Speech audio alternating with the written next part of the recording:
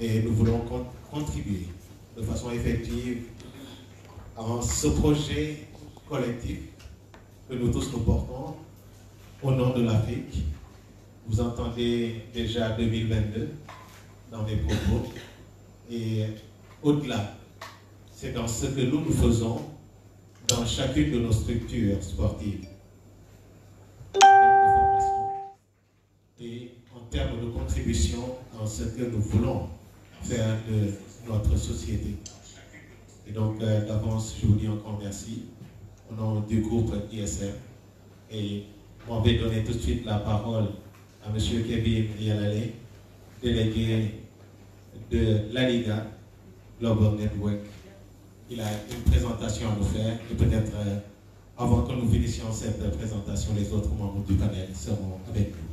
Merci. Kevin. Vous m'entendez sans micro? Ou je parle avec le micro? Sans micro, c'est mieux, hein. Ça va être plus convivial. C'est pas comment ça? Ici? Voilà. Bon, bonsoir à tous. Je vais me mettre ici. Ça va. Déjà, merci d'être venu ici ce soir pour cette belle conférence sur les enjeux et les défis du Sénégal dans le sport business à l'horizon de 2022. Excusez-moi. Désolé. Je pense que le sport business dans le monde entier, tout le monde en parle tous les jours dans les médias, c'est quelque chose que nous, à la Liga, on a eu aussi en défi il y a de ça 5 ans, quand notre président Yaver Tebas, c'est celui que vous entendez qui tape plutôt sur le Saint-Germain, est arrivé à la Liga et on a eu les mêmes soucis en termes de défis et d'enjeux. Et du coup, on a fait quelque chose de très simple, on a analysé la situation et je vais vous un peu expliquer ce qu'on a fait. Et je pense que prendre le cas de la Liga comme référence peut vous aider, vous, au Sénégal, d'y arriver. Ce qu'on a fait, c'est on a fait une stratégie internationale sur 5 étapes. Première étape, c'est tout simplement définir ce qu'est notre produit. Deuxième étape, voir à qui on s'adresse. Troisième étape, comment on va enrober le produit pour le vendre de la meilleure manière possible. L'avant-dernière étape, c'est définir notre audience. Et la cinquième étape, c'est, avec tout ça, comment on retire de l'argent de tout ça. Du coup, excusez-moi, pardon. Du coup, la première chose qu'on va faire, c'est simplement définir ce que c'est la Liga. Et la Liga, simplement, c'est ceci.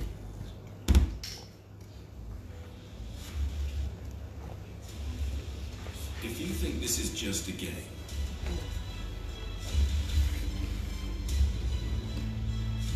then these are just plays. And it's only the goals that matter.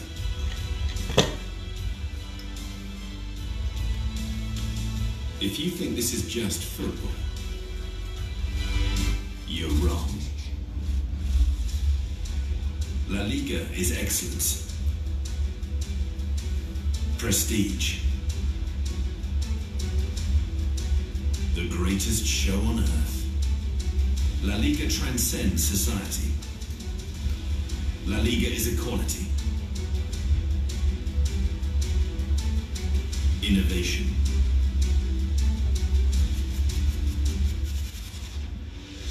responsibility,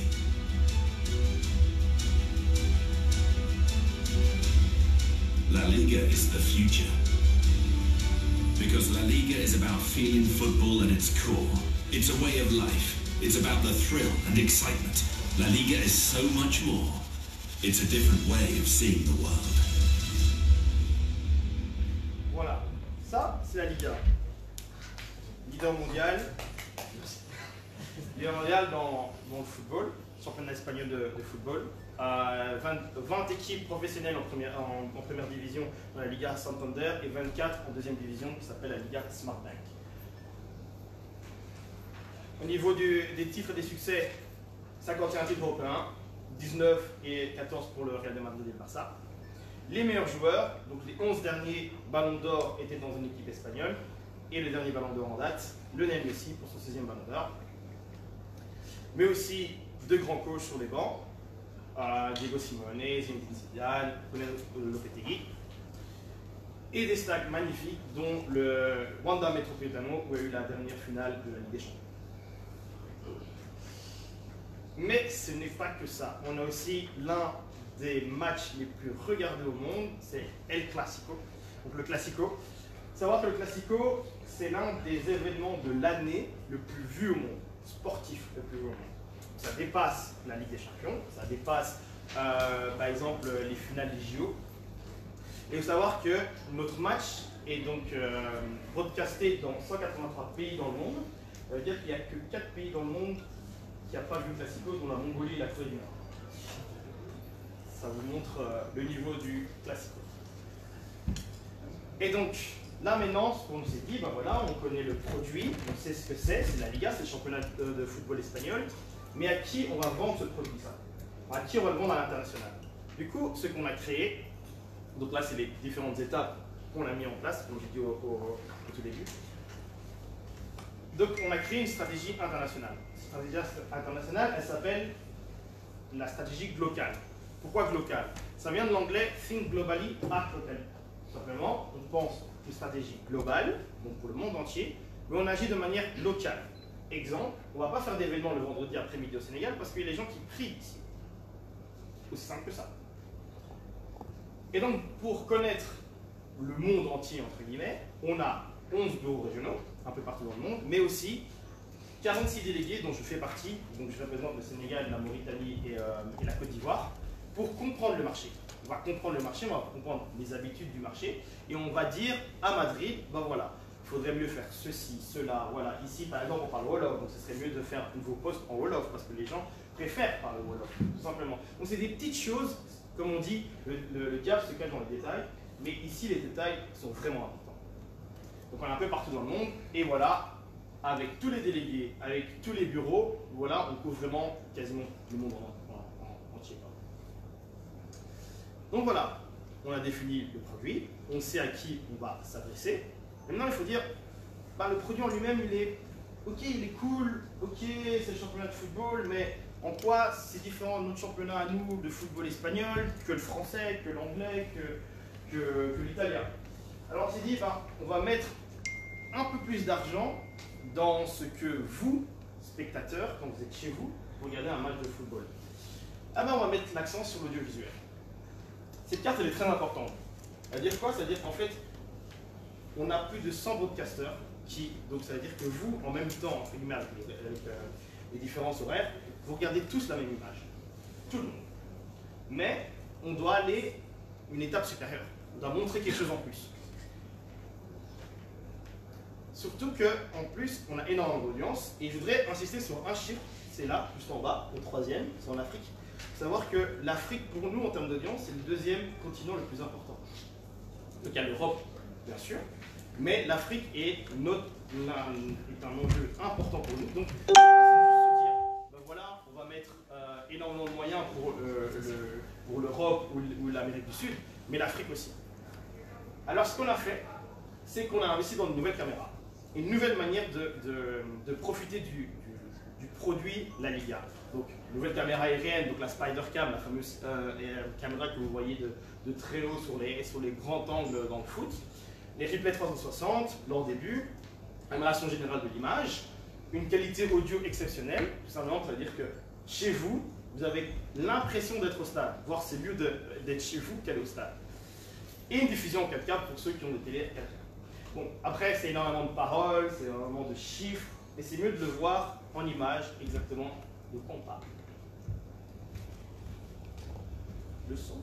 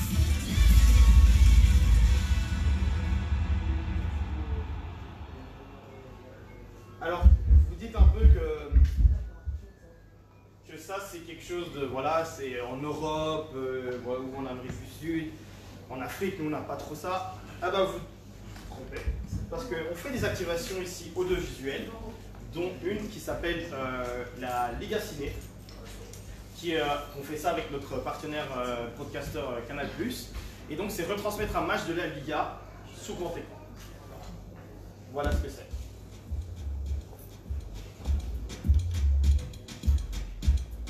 Ça, c'est au Canal Olympia, ici en ville à Dakar.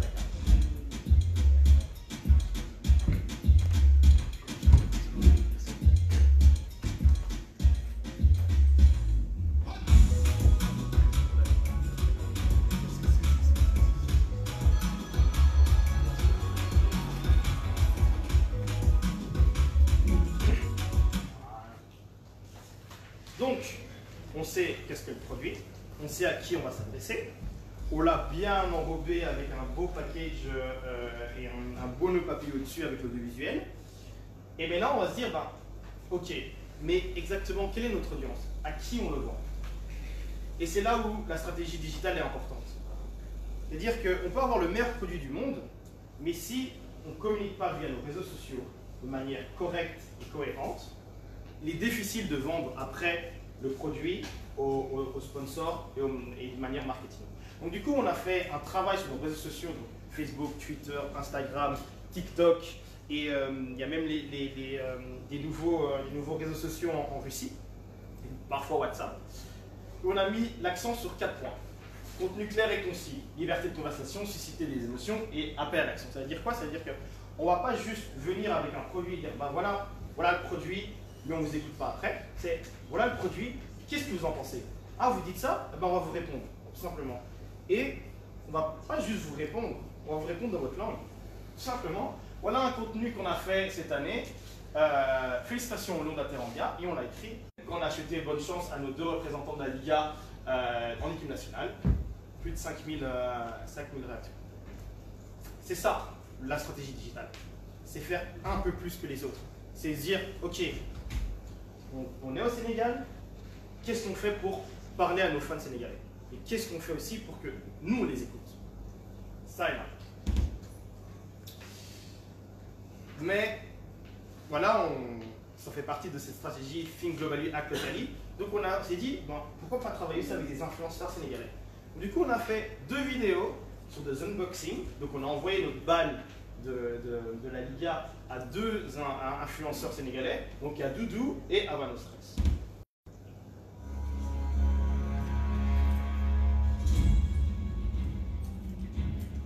C'est des vidéos qu'on a mis ça sur notre compte Instagram. Donc qui était en fait le monde entier pouvait voir en fait Doudou au Sénégal dribbler sur notre compte personnel.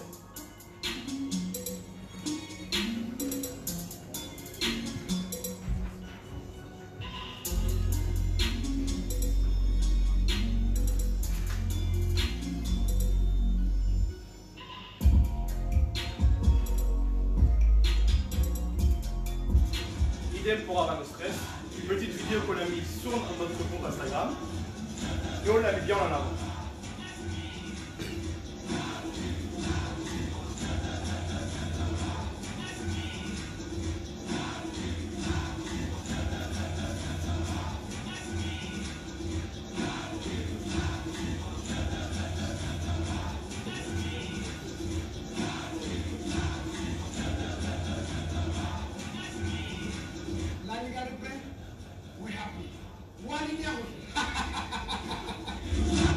Voilà. Donc maintenant, on arrive à ce dernier point, c'est on sait ce qu'est notre produit, on l'a bien enrobé, il est tout beau, on sait à qui on parle, on sait comment on doit parler à notre audience, mais du coup, ça, en termes d'argent, enfin, comment on le rentabilise? C'est ça qu'on veut à la fin, c'est parler d'argent. Marketing et partenariat. Voici la liste de nos sponsors.